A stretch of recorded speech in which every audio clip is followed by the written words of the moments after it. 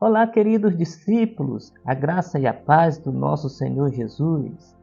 Eu vou compartilhar com vocês uma mensagem da Palavra de Deus. A nossa reflexão de hoje tem por título Quando Deus intervém na história de uma família. Hoje nós veremos que Deus interviu na história de uma família lá do Antigo Testamento e trouxe vida para aqueles que estavam cotados para morrer.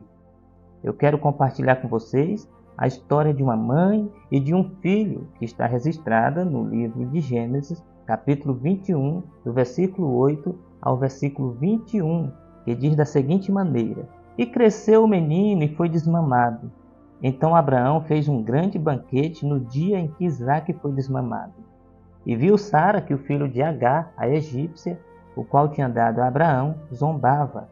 E disse a Abraão: Ponha fora esta serva e o seu filho, porque o filho desta serva não herdará com Isaque meu filho. E pareceu esta palavra muito má aos olhos de Abraão, por causa de seu filho.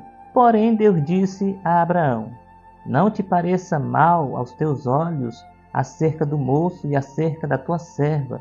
Em tudo que Sara te diz, ouve a sua voz, porque em Isaque será chamada a tua descendência. Mas também do filho desta serva farei uma nação, porquanto é tua descendência.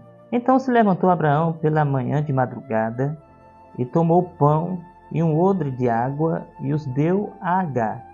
Pondo-os sobre o seu ombro, também lhe deu o menino, e despediu-a, e ela partiu, andando errante no deserto de Berseba.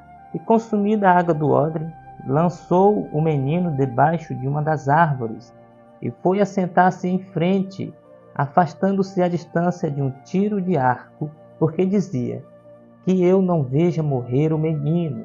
E assentou-se em frente, e levantou a sua voz e chorou. E ouviu Deus a voz do menino, e bradou o anjo de Deus a Agar desde os céus, e disse-lhe: Que tens, Agar? Não temas, porque Deus ouviu a voz do menino desde o lugar onde está. Ergue-te, levanta o menino e pega-lhe pela mão, porque dele farei uma grande nação. E abriu-lhe Deus os olhos, e viu um poço de água, e foi encher o odre de água, e deu de beber ao menino. E era Deus com o menino, que cresceu e habitou no deserto, e foi flecheiro, e habitou no deserto de Parã, e sua mãe tomou-lhe mulher da terra do Egito. O texto que acabamos de ler fala de Agar, que era serva de Sara. Sara era mulher de Abraão e não podia ter filhos porque era estéril. Então Sara combinou com a sua escrava que ela daria um filho a Abraão, e o filho da escrava com Abraão seria considerado seu filho. Agar seria uma espécie de mãe de aluguel. Todavia, mais tarde, o Senhor concedeu a bênção de Sara, que não podia ter filhos, engravidar e dar um filho do próprio ventre ao seu marido Abraão.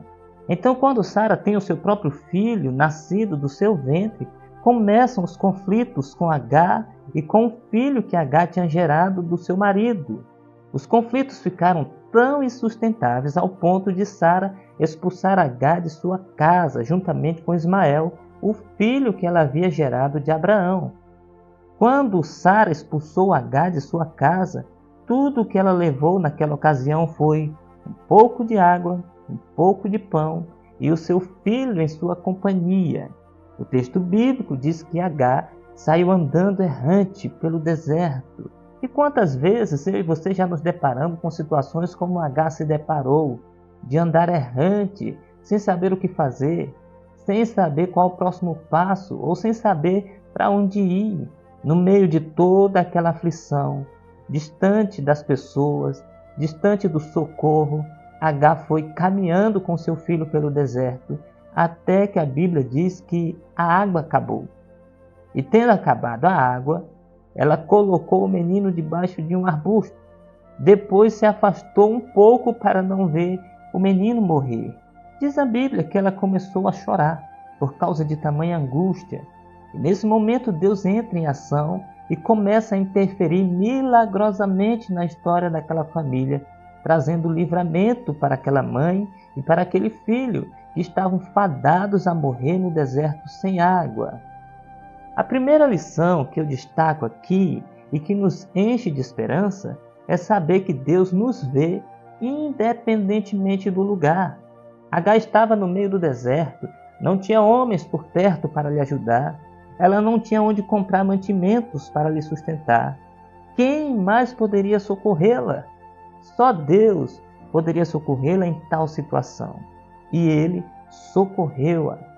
O que nos conforta é saber que nós não estamos sozinhos, nós não estamos caminhando sem destino. Deus está no controle da nossa vida e ainda que estejamos no deserto, o Senhor está conosco. Ainda que estejamos no deserto, Deus está nos vendo. Sabe por quê?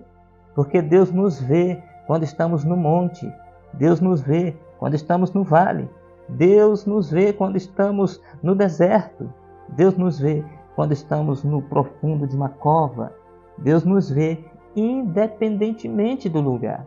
Vocês lembram que Deus estava com Moisés quando ele estava no cume do monte? Mas Deus também estava com Jonas quando foi lançado nas profundezas dos mares. Deus estava com Elias no cume do Monte Carmelo quando desceu fogo do céu. Mas também estava com Daniel quando foi lançado na cova dos leões. Nós temos o Deus que nos vê e nos socorre independentemente do lugar. De que maneira Deus interferiu na vida daquela mãe e daquele filho? Trazendo a eles o livramento, enxergando-os independentemente do lugar, enxergando a angústia e a aflição em que eles estavam sucumbidos. Mas em segundo lugar, eu quero destacar que Deus agiu quando ouviu o clamor daquela família. O texto bíblico diz que Deus ouviu a voz do menino, no versículo 17. Também diz o texto bíblico que Agar chorou no deserto, versículo 16. Deus contemplou as lágrimas daquela mãe e a voz daquele menino, aflitos no deserto.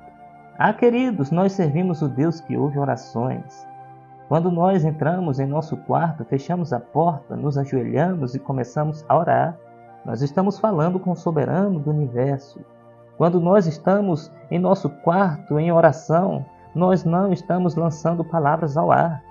Nós não estamos falando com as paredes, nem tampouco estamos filosofando. Nós estamos conversando com o dono da nossa vida, nós estamos conversando com o Pai Celestial. A Bíblia diz que Deus se inclina para ouvir a nossa oração, para ouvir o nosso clamor. Hudson Taylor dizia que quando o homem trabalha, mas quando o homem ora, é Deus quem trabalha. Spurgeon dizia que 10 minutos de oração valem muito mais do que um ano inteiro de murmuração. Billy Graham dizia que eu e você precisamos orar até que nos tornemos amigos íntimos de Deus. Ah, meus queridos, Deus ouviu a oração daquela mulher no deserto. Deus ouviu a voz daquele menino no deserto. Viu as lágrimas daquela família. Nós servimos o Deus que responde orações. Deus está conosco. O Deus de Jacó é o nosso refúgio e fortaleza, socorro bem presente nas tribulações. Nós vimos que Deus interviu vendo a aflição daquela família e Deus interviu ouvindo as orações daquela família. Mas por último, eu quero dizer a você que Deus interviu abrindo os olhos daquela família. Havia faltado água e eles estavam desesperados no deserto. E depois que clamaram, oraram e choraram, um anjo do céu clamou e disse, no versículo 17, "O que tens, Agar? Não temas." Diz a Bíblia que Deus abriu os olhos de Agar e ela viu água, no versículo 19. Ela viu a provisão de Deus para ela e para o seu filho, ali no deserto. Deus abre os nossos olhos e nos mostra a saída, nos mostra a resposta, a solução. Deus providenciou o que aquela mulher e o seu filho precisavam para sobreviver.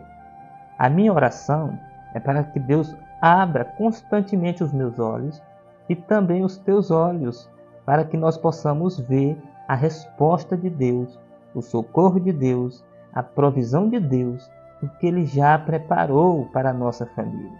Nós servimos o Deus que nos vê, independentemente do lugar, que ouve o nosso clamor, vê as nossas lágrimas e que abre os nossos olhos, nos mostrando a saída. Que esta mensagem edifique o meu e o seu coração e que Deus em Cristo Jesus nos abençoe. Amém e amém.